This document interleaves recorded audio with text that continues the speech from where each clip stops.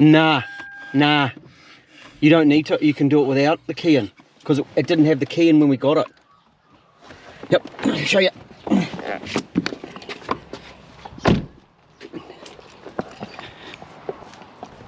It didn't do anything. No, you can run these without the key, Jace. You can, definitely can. You can't. Because when I got it, the key was up there. But it doesn't want to start at the moment. What the fucking security light's going? Watch this. Fucking key in.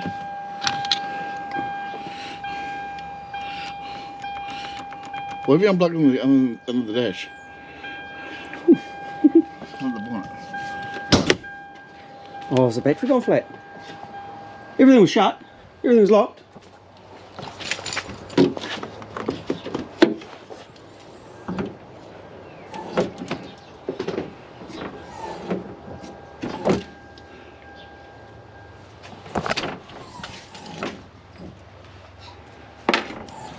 I definitely need something to hold the bonnet up, because that's going to annoy me. I'm gonna make a video and abuse Ethan. Oh, because you've got to talk to Ethan. Okay, so Jace is having starting problems with another vehicle. We've got this crown in, and he told me just before this way, that the fob had to go in the car, but it came in without it. And they're trying to fix this other crown that's been mangled. Not this one. This is a lovely crown. This is just a lovely crown, and we're going to fix cruise control on it. I'll explain more soon. I really like it. It does the CAN bus ones really well. Diagnosis. Auto scan. Right. We're back on track. Now this particular vehicle, really interesting. I made a bit of a stuff up, and it's just a miscommunication. This happens. We chose to put a different ECU in it, an exchange ECU, and this model actually has a different kind of cruise control. It doesn't have a normal cruise control. I think this one's radar actually.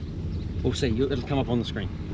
So we're going to fix that today, and then the customer also asked us to just do a cam belt on it. Just do a cam belt. It's a radar, it says radar ready, yep. You can see here it says radar ready, and then the cruise control doesn't work. Radar cruise, it's actually got a fault in it. I got Jason's little Fox. Well, this is an awesome little tool. It doesn't have a whole lot of systems, and it doesn't have access to a lot of systems. Like, it doesn't have the immobilizer and all that. So we got some faults. Having to cry about it. Read the codes, and I went to read this one in OBD2. It had none. It had none codes present. Lost communication with distance ECU. Yeah, no worky. No worky, Jace. Okay, that's fine. Right. Goes good, eh?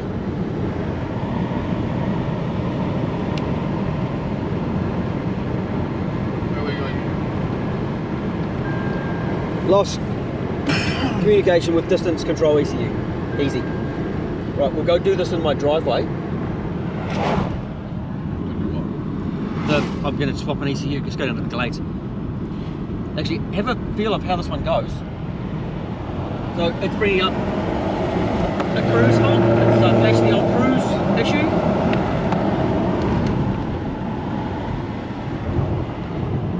And for a big tank, it goes really well. And a big problem we've got with these cars is there's a lack of information around the world on how this stuff works. Jace is actually working, as I said, on another one that has a starting issue on the push button start. So he was just comparing how this one starts as well.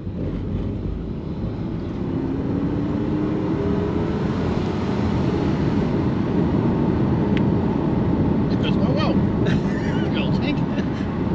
For a big car, it goes really well. Like hopping out of my LS430 with the stock ECU and into this, it's like, holy geez, this is so much faster. My LS430 is just so slow by comparison.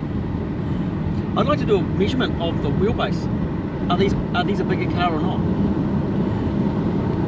I don't know. Oh, I should actually be looking at some live data while I'm in here on the speed signals. So we've actually got another car that I've been talking to with a customer, or a customer with another car, an auto electrician, and he's got a speed sensor fault. So that's really interesting to look at what's going on there and where he's getting his speed sensor signals from. Look at the live data in here. Vehicle distance in meters. Just pull over the edge so that neighbours can get out, and I'll flick the other ECU in. Wow.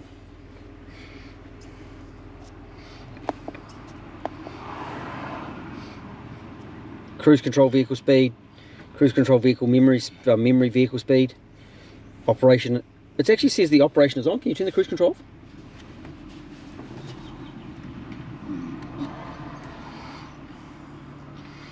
Oh, it says cruise control off, but the status is on. Oh, there it is. You just turn the status off. So we're getting the readings in there. Stoplight switch is on. It's a little bit slow in the latency of this tool, but it's off now. Okay, cool. Oh, the one. I'll see what I can do.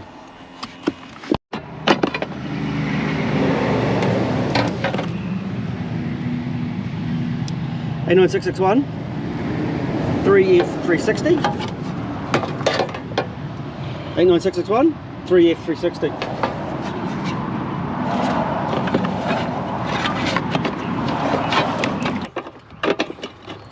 This one, as you can see, it's got a Tom strut brace on it. It's obviously had some bits and pieces done in Japan.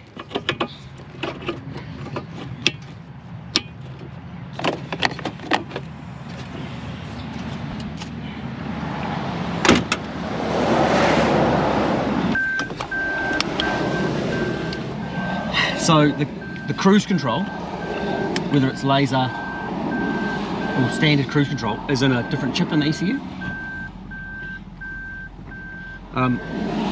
That can then be reprogrammed to suit it. So what they must have done in the factory is gone, well, this one's getting this, getting laser control, and it gets different stuff put on it in the ECU, in the same numbered ECU. Is it slow now? It doesn't have the same response. It still goes pretty good. And we've got cruise. Cruise is on. Cruise on. And we got cruise. That works. That works. So I had to search to get the right ECU, but it is, as I said, it is possible to pop the right stuff onto the cruise chip in the ECU. But it's easier just to avoid that. So I do try I'm going to try to avoid doing exchange ECUs on these vehicles for this sort of reason. Because there's little anomalies, more so on the 6-speeds. The 5-speed's not so bad. Yeah. So I'm going to take that ECU there back out. We're going to just park up in the glades and we'll have a bit of a look at some other stuff. I want to look at some live data because I want to look at that other one that's got that speed issue. Don't run over the chickens.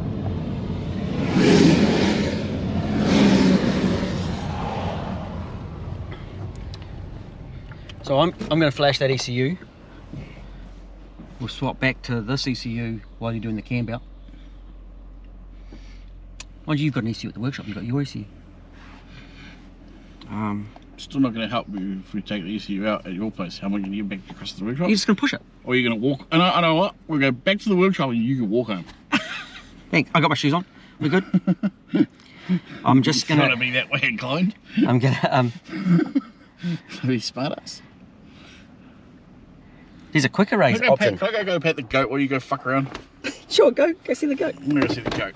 There's no fault codes, look. So that's every fault code gone. All fault codes gone. It's also important after each repair to remove all your fault codes. And just a note, guys, some scan tools don't take them all out. So you can erase your engine codes, but you'll still get your check VSC light on the dash. And I'm seeing this a lot, so just be aware of that as well. Check that the codes are actually deleted with the scan tools up to the job. And just a note earlier, normally on this tool, when it does a system scan, it actually shows all the areas, and then it shows all if they do have or don't have a fault. Well, this one just showed the ones with the fault, because I can still get into the air suspension.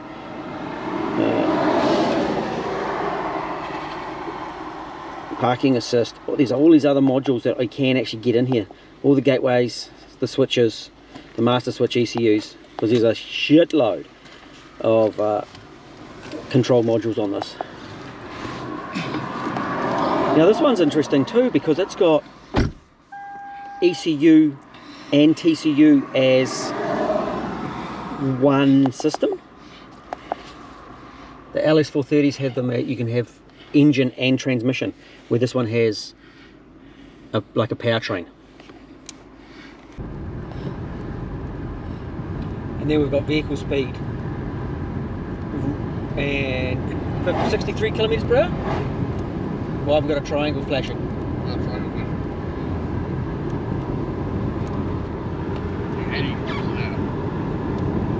It's telling me we're doing 76 on this one, so that's about right. So that's good.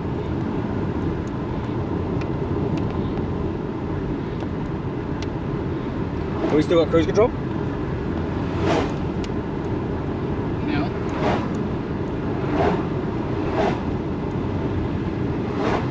Okay, we're doing cruise control. Oh, we've still got a yellow triangle saying there's an issue. Wait, door's not shut. It's No, I can't read Chinese. It's Japanese too. Japanese. Yeah, you can't read Chinese when it's Japanese. I can't read either. Yeah. Translate comes up for a win.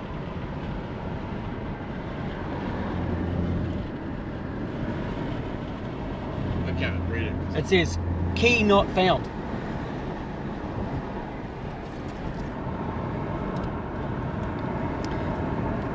Yet the vehicle starts. Oh, that's heavy now. You put the key in and it's fine. Yeah. So you put your little key in the little fobby thing. Yeah. It won't start if you put it in there.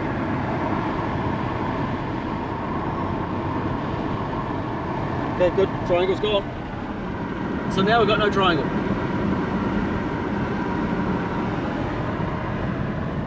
So we're cruise controlling here. 84 kilometers an hour, because that's what I set it at. I'm glad we got 84 kilometers an hour, because there's our man checking that.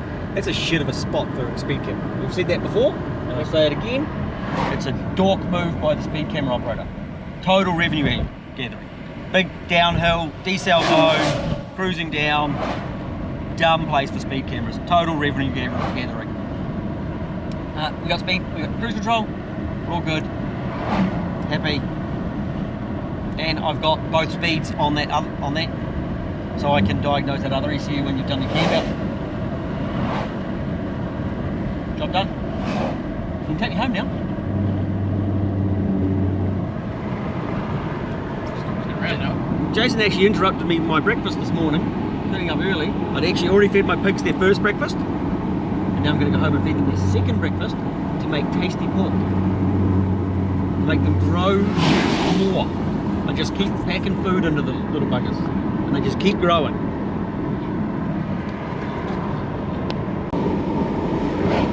Notice the difference in acceleration?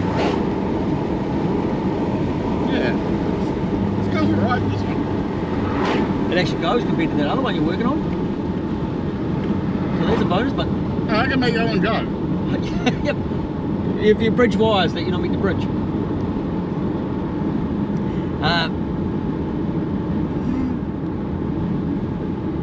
I love working on these sorts of things that are a bit different, and I'm really good at working stuff out, how stuff is meant to work. And this one's been a little bit of a challenge, and learning about the different modules on the same ECUs with the same firmware and the same calibration number in the ECU program. It's all the same, but cruise control wouldn't work. And I work with a group of other guys around the world, and so this one, big thanks to Yuri in Russia for helping me out working through what was actually going on with it and understanding, and both of us are learning a lot more about this sort of stuff. And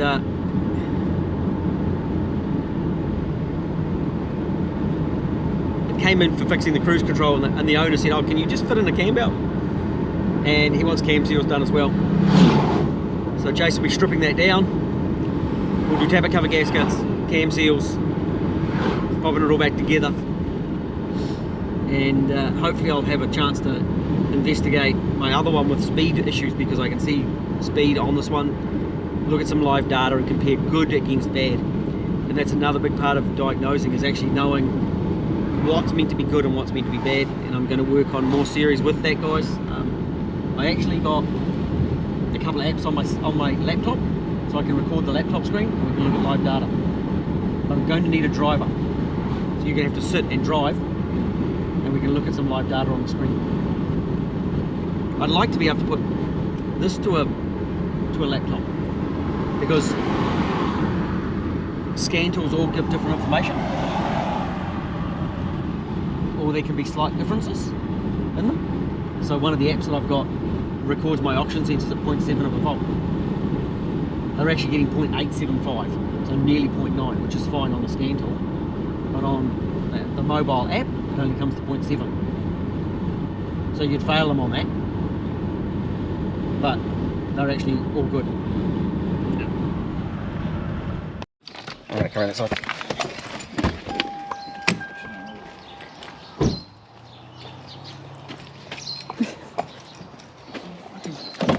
Coming up.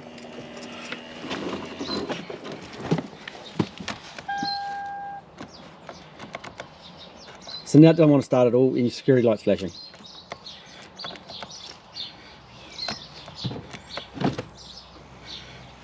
You slip that in to the air. Security light's still flashing.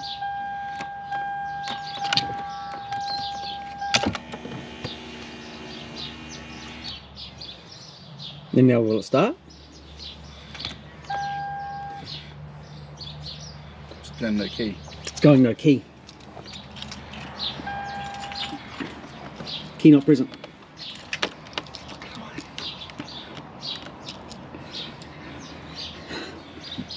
They shouldn't need the battery in there. It shouldn't matter if the battery's gone flat. It just won't unlock and unlock the doors. No, that's not true, because I was looking it up and it said if the battery goes flat, it won't start. Pull it apart. Let's put a battery in it. 32. The last one. I'm trying to keep them in stock in my house, because this is what everything seems. Oh, these are this one or the other little one, the older small.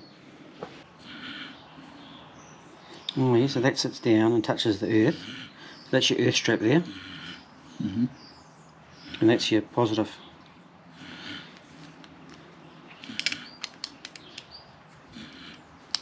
So that could also move around a little bit. So if it isn't sitting in properly, it is going to affect it.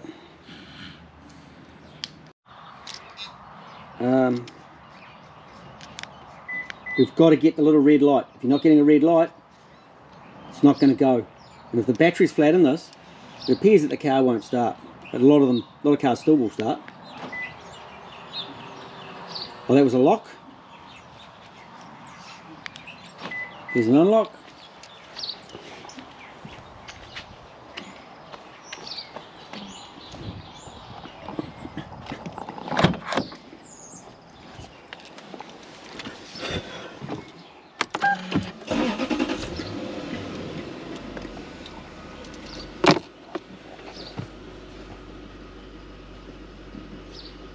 $151 case.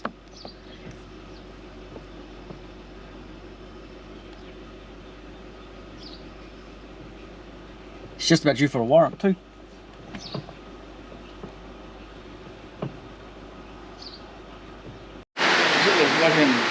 The reward to work ratio, the reward of doing seals is not that good, eh? Oh yeah, yeah, but it's much better than if it needs leaking and they have to do it again.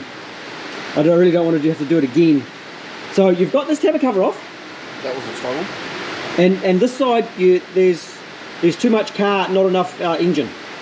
No, too much engine, not enough car. Not enough car. They've done this. They put the engine in and with the car like this over it. Yeah. This side they give you some room. That side they give you no room. They put fuel lines and aircon. I don't think you'll get your hands in there either. I should have bought a headlight. It's dark. I'll tell you what, I'll tell you one better. Here you go. We will not be beaten. It only took like an hour to get the 2 bolts out. And remove half the car. And more of the car. Yeah, the electronic power steer computer came out, the battery box came out. And then I think I made a stuff up taking the dipstick out, because you can't actually get it out. It's a bit dark now.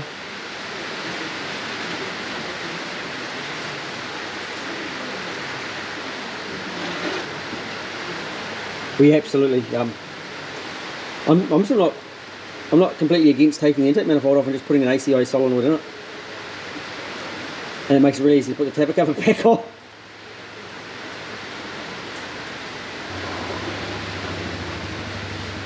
Oh, and I undid the loom. Right, now the reason we're doing this, of course, is because it's, you can see the weepage around those cam seals. They are going to start to leak. Right, as you can see, Jay's got a cam belt going back on. He popped the cams out this morning when I was doing paperwork and office work and all those other things. Cams came out on both sides. He's popped them back in. He's done the O-rings in the front of the actuators as well. So we like to do those. And he's got a belt on. And he's done his 2 revolutions. And he's just checking down here at the timing mark there. And on this line, not on the T, on the line, is lining up. You notice the marks on the belt, the lines, the painted lines, paint marks, they're no longer lining up. See, it's over here now. And that's normal after doing 2 revolutions. And this side again, it's on that line, not on the T. So that cam time is correct. He'll pull the pin out in a moment. We probably should pop a new thermostat in it too, just due to the age of the vehicle. You can see it's a massive job doing the cam belt on these, and it's super tight on this side with the tappet cover. It was a couple of hours, my little hands trying to do it and take that out. It was a bit of a pain. I'm going to go get my quarter drive socket set because I think I can get in easier when we put it back together. A big part of doing these sort of jobs is maintenance. And people might say, hey, the thermostat's good, we don't need to replace it, but the thermostat's been in there for 16 odd years, and it's done, it might be more, but it's done 150,000 Ks, it's opened a heap of times, so we're going to put a new one in. And I'm going to give this to Jace. Thermostat.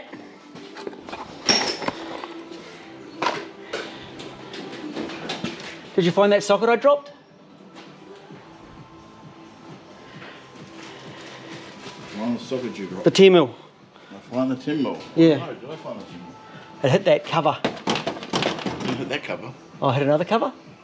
Anyway, I dropped the 10 mil yesterday, and Jace was wanting these little things. I was wrong. It comes with a bolt. Huh? So you get the seal, and you get the bolt. And I found them, as you can see. Cool.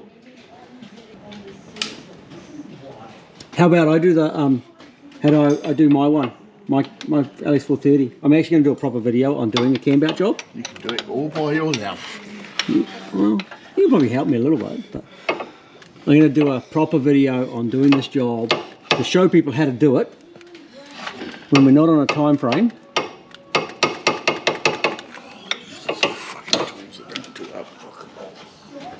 Here's a here's what, Jace, watch this. Can you hand me? Oh. Have you got them? There's one, the one that's beside the fuel rails. Yeah. I can't quite, I don't know if it's tight enough yet. My hand's sore. Well done. Like, my... Oh, well done. You made my day because I've meant to be at the racetrack very soon. Jace has got the engine together. He's gone to practice, so I'm trying to get to race because I want to run over it. Run over it. Well, I want to check everything's good on the race car. Yeah, right. Just imagine. Well, look at that, it's looking like a proper car again. Well done. I just remember when you do the power steer computer. That earth or something? That earth, that it sort of, it sits here, you'll see it. It's pretty obvious. What we're all Jason's finished the cambelt job on the crown. While he was doing that, I reflashed another ECU that had the cruise control, the one, or the radar cruise. So I'm now in cruise control, and it is travelling along, and it's travelling along quite nicely.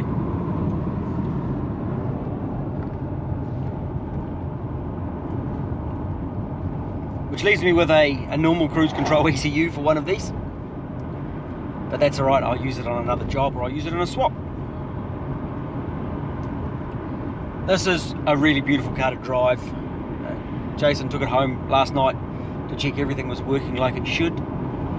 And the customer just suggested that there might have been a little bit of a bump in the transmission shift. So I'm going to try and have a look at that. And it's due for a transmission service anyway.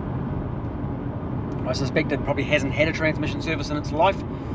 It's done 151,000 k. So we, over here in New Zealand, we do a pan off, change the filter and exchange all of the fluid. We call that a service because guys still get triggered by the word flush. But we exchange all the fluid and a new filter.